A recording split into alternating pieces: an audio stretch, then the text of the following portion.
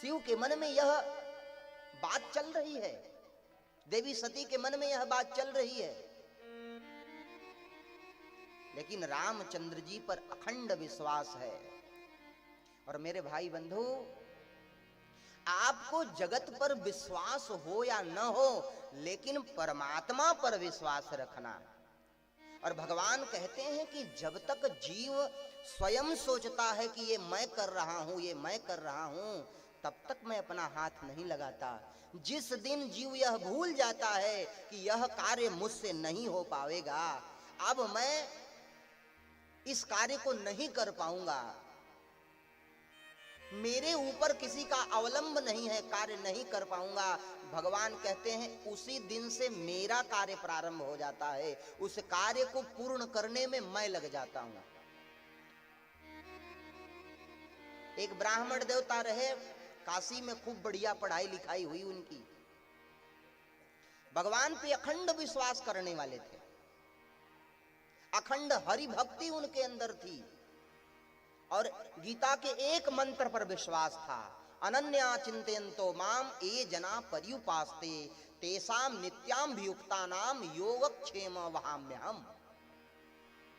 अनन्या चिंतयन्तो माम, मेरे अलावा किसी का चिंतन जो न करे, मेरे पर ही आश्रित रहे, ये जना पर्युपास्ते तेषां नित्याभियुक्तानां योगक्षेम वहाम्यहम्। जब वो किसी की आशा नहीं करता तो उसके संपूर्ण मनोरथ को मैं पूर्ण किया करता हूं। योगक्षेम वहाम्यहम्, योगक्षेम भरण पोषण मैं करता हूं उसका। गीता के एक मंत्र पर ब्राह्मण देवता को विश्वास था, पूर्ण रूप से निर्भर थे। लेकिन ब्राह्मण देवता का जब विवाह हुआ तो समय बीता तो एक पुत्र रत्न की प्राप्ति हो गई। ब्राह्मण देवता सोचने लगे, अरे भाई मैं तो सोचा था कि विवाह शादी करूंगा नहीं, लेकिन अब तो विवाह भी हो गया, और जब विवाह हो गया तो अब बेटा भी हो गया, अब तो मैं रुकने वाला नहीं हूं, अब मैं जाऊंगा। रात्रि के समय जब जाने लगे तो पत्नी ने कहा, कहां जा रहे हो? बोले, देवी जी अब तुम्हें बच्चा भी हो गया, तुम घर गृहस्थी देखो, अब मैं चला भजन करने के लिए, अब मुझसे तुम्हारा साथ नहीं दिया जाएगा। तो चरण पकड़ के रोने लगी कि आप तो मेरे पतिदेव हैं, आप मुझे छोड़कर चले जाएंगे तो फिर मेरा क्या होगा, मैं कहां जाऊंगी? पतिदेव ने कहा कि देवी जी अब आपको जहां इच्छा पड़े सो जाओ, लेकिन मैं तो चला।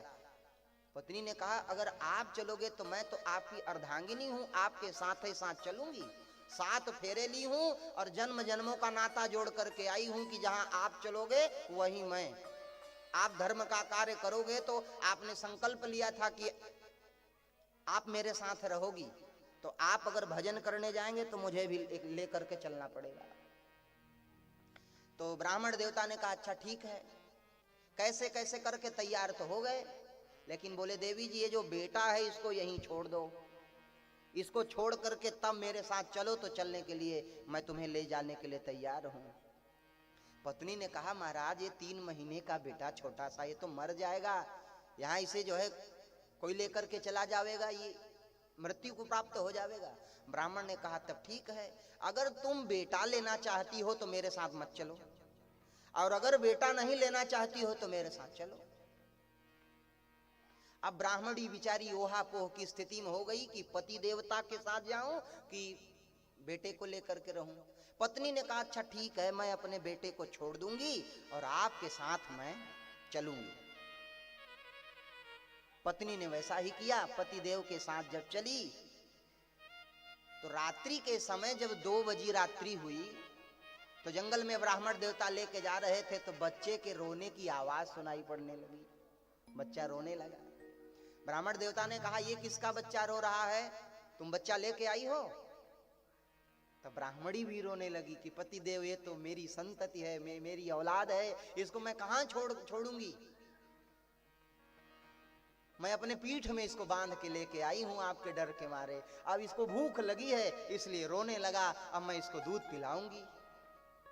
ब्राह्मण देवता ने कहा, वारे देवी जी अब हमारा और आपका संग बस यहीं तक रहेगा, इससे ज्यादा नहीं रह पाएगा। अब मैं आपके साथ जाने वाला ही नहीं हूं। तो जबरन जो है ब्राह्मण देवता ने कहा, अगर तुमको मेरे साथ चलना है तो इसको इसी झाड़ी में छोड़ो। तो ब्राह्मणी जो है आज अपने बच्चे को अपना हृदय कठोर करके झाड़ी में छोड़ करके दोनों ब्राह्मण देवता, ब्राह्मण और ब्राह्मणी चले गए। तो 3 दिन तक हो गया मेरे भाई बहन, 3 दिन तक एक रोटी का निवाला नहीं मिला दोनों को। एक सरोवर के किनारे जाकर के बैठे तो ब्राह्मणी ने कहा कि भूख लगी है, भोजन पाने की इच्छा है। पतिदेव ने कहा, देवी जी भूख तो बड़ी लगी है और भोजन अभी तक मिला नहीं। अरे मैं उसी गीता के मंत्र पर विश्वास किया था कि अनन्या चिंतयन्तो मां मे जना पर्युपास्ते तेषां नित्याभियुक्ता नाम योगक्षेम महाम्यहम्। पत्नी जी ने कहा, हम जान रहे थे कि तुम्हारे साथ यही होगा, क्योंकि तुम मेरे बेटे को छुड़वा के आए हो तो भोजन कहां से मिलेगा। अच्छा ले, जब मेरी विदाई हो रही थी, मैं ससुराल से आ रही थी, तो सोने की 7 मोहर मेरी माता जी दी हैं, उसको मैं गांठ बांध करके ले करके आई हूं। ले जाओ, उसी से कुछ खरीद कर लाओ तो पकाते और पाते हैं। पतिदेव ने कहा, ओहो, यानी तुम इस सोने रूपी माया को वहां से यहां लेके आई, निकालो निकालो। तो ज्यों ही निकाल करके ब्राह्मण के हाथ में दिया तो ब्राह्मण देवता ने उठाकर सरोवर में फेंक दिया। और जब ब्राह्मण देवता ने सरोवर में फेंका तो पत्नी जी ने कहा, राम राम, ये मेरे मायके की 7 मोहर थी, अब और मर जाओगे बिना खाए। उसी समय एक सेठ जी पहुंचे सरोवर पर और पंडित जी को देखा। अरे पंडित जी प्रणाम, आप ब्राह्मण देवता हैं? बोले हैं तो ब्राह्मण। बोले पंडित जी आज हमारे पिताजी का श्राद्ध है और चलकर आप करा देते तो मैं ब्राह्मण का भोजन जमाता है आपको। बोले हाँ चलो। तो पंडित पंडिताइन दोनों गए। ध्यान देना, जब तक बेटे की आसक्ति थी और जब तक मोहरों की आसक्ति थी तब तक रोटी नहीं मिली, लेकिन जब सब फेंक दिया, आसक्ति रहित हो गए, तब सेठ जी मिले और ब्राह्मण देवता ले जा करके उनके पिता का श्राद्ध कर्म कराया और खूब चकाचक मालपुआ रबड़ी पाए। समय धीरे धीरे धीरे धीरे बीतता गया और ब्राह्मण देवता वहां से लेकर के देवी जी को काशी में आ गए। अपने लिए घर मकान कुछ नहीं बनवाया, मंदिर के पास रहते थे, वहीं से जो मिलता था वही पाते थे, समय बीतता था। लेकिन ब्राह्मणी अपने बेटे के लिए कभी कभी बड़ा रोया करती थी, क्योंकि माँ है। जब बच्चे की याद आती थी तो बिलखने लगती थी।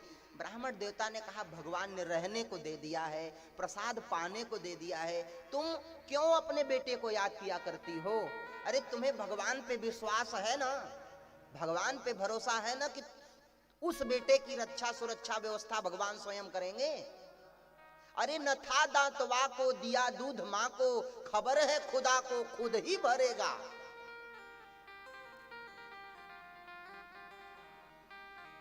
जिसका टूटा सीना मिटे दिल का कीना, और जिन्हें पेट दीना वो आपे भरेगा।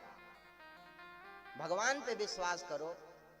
अब यह समझाते समझाते पंडित जी को, पंडिताइन को 20 साल बीत गए। काशी में रहते रहते 20 साल बीत गए।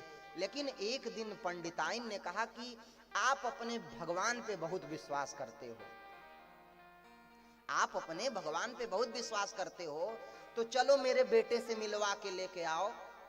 जहां अपने बेटे को हम छोड़े थे वहीं चलो चलते हैं। तो ब्राह्मण देवता बोले अच्छा चलो चलते हैं। तो काशी से बेचारे वहां से जब चले तो जहां बेटे को छोड़ा था वहां बहुत बड़ा महल बना हुआ था, वहां बहुत बड़ा महल बना हुआ था। तो जो सेवक जन थे, सेवकों से पूछा, भैया ये किसका महल है? तो बोले कि पंडित जी आप पूछ ही रहे हैं तो मैं आपको बताऊं, हमारे यहाँ की जो राजा साहब थे उनको संतति नहीं थी, उनको संतति नहीं थी।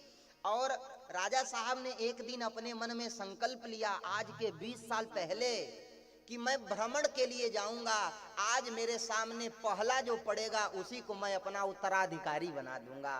और राजा साहब जब आए तो झाड़ी में एक 3 महीने का बेटा प्राप्त किया और उसी को अपना पुत्र मान करके उसी को अपने राज्य का उत्तराधिकारी बना दिया। दोनों जब माता पिता उस बेटे से मिलने के लिए गए जो आज राजा बन करके बैठा हुआ था, तो सिंहासन पर देख करके ब्राह्मणी तो बिलख बिलख कर रोने लगी कि आज मेरा जो बच्चा मैं 3 महीने का छोड़ करके गई थी, आज वो बेटा मेरा राजा हो गया है। ब्राह्मण देवता ने कहा, देवी जी मैं तुमसे बार बार कहता था जगत पर किसी पर विश्वास करो या न करो जगत में, लेकिन परमात्मा पर तुम्हारा विश्वास हो, और जिसका परमात्मा पर विश्वास होता है उसका जीवन कभी निरर्थक नहीं जाता। मेरे भाई बहन, आज ब्राह्मणी कह रही है कि अरे राजन, आप मेरे बेटे हो, आप मेरे पुत्र हो। राजा अपनी गद्दी से उतर करके माता पिता के चरणों में प्रणाम किया और कह रहा है कि अगर आप मुझे छोड़ करके नहीं जाते तो भगवान की मेरे ऊपर महती कृपा नहीं होती। आज भगवान की महती कृपा मेरे ऊपर हो गई। जो माता पिता काशी में रहते थे, ब्राह्मण देवता और ब्राह्मणी, अब उसी राज्य में रहने लगे, उसी राजा के संरक्षण में रहने लगे। ये है भगवत कृपा मेरे भाई बहन। इसलिए भगवान कहते हैं कि तुम दूसरे का आसरा छोड़ करके मात्र मेरा आसरा लो, मेरा विश्वास करो। और कौन सिद्ध के बिन विश्वासा, जीव कोई भी सिद्धि को प्राप्त करेगा तो उसे विश्वास होना चाहिए, और ज्यों ही विश्वास हुआ तो उसके सारे काम बन जाएंगे। बोलो जय सिया राम।